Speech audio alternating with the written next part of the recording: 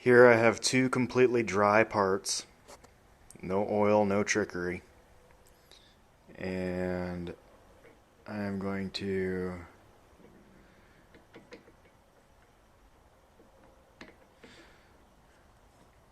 put this on.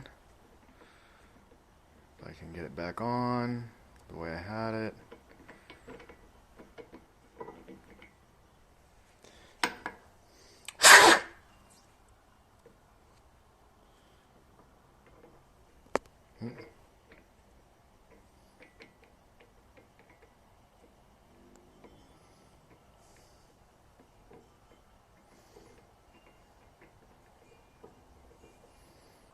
It doesn't want to go on because of the air that's being trapped inside.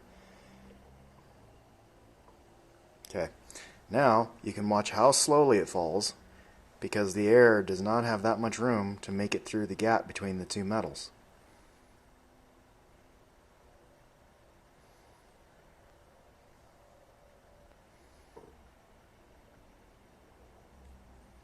There you go.